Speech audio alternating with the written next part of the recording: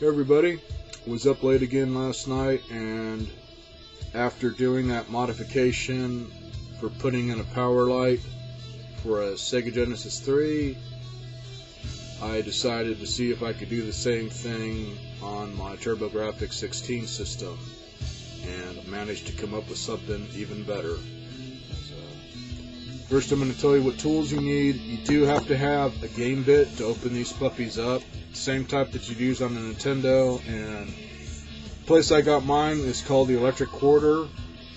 Fortunately, if you're not a member of eBay, they do have an offline site. So basically just get on eBay and just go to their offline store, or just do a search for it. I believe I paid about $12, a couple bucks more or so, maybe, and got both of the different size game bits, the one for cartridges and the one for systems, and I got a tri-wing screwdriver, which really isn't necessary. It's basically like a Phillips, but just has 3 blades instead of 4, and it's for taking apart the GameCube controllers, and maybe Wii or some other type has it too, I can't remember. But good deal, and after you see this, it's a must-have if you're into game systems and want to do some just customization to them. And also, you'll need a Dremel. I can't think of any other type of cutting tool, unless you have a cutting drill bit.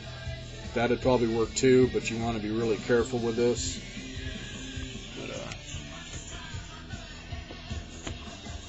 Show you the little effect. As you can see, well, kind of see, no power light anywhere to be found on this thing. They just did not decide to put one in, but I did. How do you guys like that?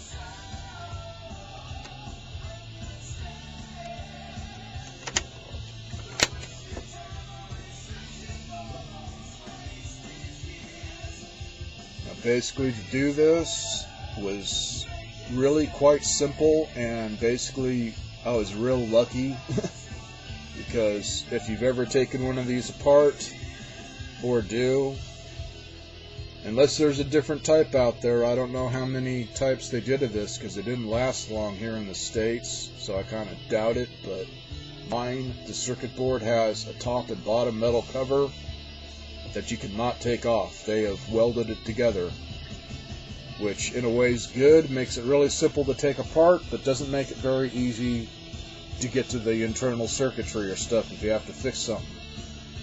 But basically what I did is kind of just looked underneath of it, trying to find a place where I could hook up wires. First thing that I did that was kind of idiotic, but it's like I figured, hey, if I could do it off of the same thing on my other system, maybe I could do it off of this, and I decided to try it on the one that's the power supply that's about right here, where you normally plug stuff in if you don't have the turbo booster. Got a nice little shock off of that resistor. Didn't fry it, but obviously it does not work. Puts out too much juice. But after I messed with that, I looked inside, and in that same area, I think they're right around in here, kind of cornered by where the back part sticks out, there is, I believe it's a old style resistor, one of the flat round ones that's orange, that happens to be facing you if you look in the side here, right where you can get at it with a soldering iron. So I tested my lead on that, worked great, had just enough juice to power it and make it nice and bright without frying the thing. Don't know how much juice it puts out. I don't have a voltage meter, but I plan on getting one, so I'll find out later. But basically I just got some wire, ran the positive and negative off of that, and can't remember which side's positive and negative. I was fried last night and just did this out of pure boredom. But pretty much all you got to do is just get the leads, get your lead, keep the leads long on it, and just touch the leads to each side of it. And if it doesn't work, flip it over and try the other. You won't fry your lead or anything. But basically just run your wires. You can either run it over the top here, or I had plenty of wire, so I went under the protective metal cover and just kind of came out on this side and then flipped it over. And for this, basically just used kind of a butter knife to flip off this sticker, which really isn't a sticker. It's kind of a little sheet of plastic about as thick as maybe, I'd say, a little tiny bit thicker than like a big plastic Pepsi bottle or whatever, soda bottle. So you do want to be careful because it is bendable, but just carefully lift it off. Try not to scratch around this area. And then for the Dremel, you'll notice that there's a T stamped in the plastic, which is great. So I basically just drilled a hole in the top of the T and in the bottom, and then did the same thing on the other end, same area, because it's pretty well centered. Then just cut out that whole little section.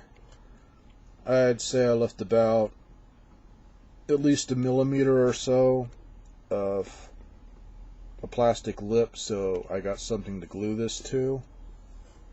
Anybody that's worried about pushing this through or having one of their kids push it through, I recommend maybe getting the cover of a CD or something else that's got some nice decent thickness of plastic, and cut out a square and just glue it under the lid. It's flat surface, so no problem, and then you'll have something to push this against. But otherwise I just kept it as is. And in the way of glue, I haven't even taken off any of the glue on this, and it's still plenty transparent. Just need to scrape a little bit off where the 16 is. That's the hardest to light. And for placing the lead, all the surface in here is basically your metal cover. So what you want to do is lay down, kind of measure it out with the lid. Lay down a nice wide piece. I recommend the wide electrical tape roll, not the usual stuff. Just lay a strip across here, and when you solder on the lead, make sure the leads are, I don't know, about at least that long enough to get a good solder point on, and long enough to where you can get the tape to stay on good. And then just wrap the hell out of both of those leads with the tape, kind of push it flat so they don't touch together. I spread them out. And then just set that on top of the piece of electrical tape you put on here. And you do want the lead light overlapping the tape, so it kind of shines off the metal surface, because that'll really help on spreading out the light. If you put it directly on a piece of tape, you're going to lose all that extra, and it's not going to be enough to light up the whole thing. I pretty much only got this little area to light up, and as you can see, it basically looks perfect now that I did that. Very, very easy to do now that I figured it out. The only thing that makes it hard is you have to have that stupid game bit. There's no other way to open this thing. So, hope you guys all like this thing. It just made this sucker just as even sweeter than it was. Now it's truly a custom.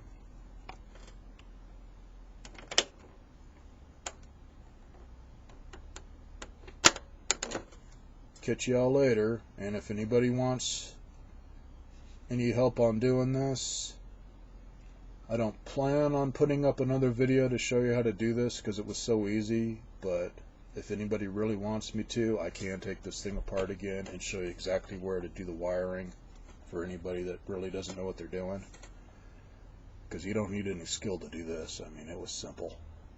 So just let me know, post a comment. Have a good one, everybody.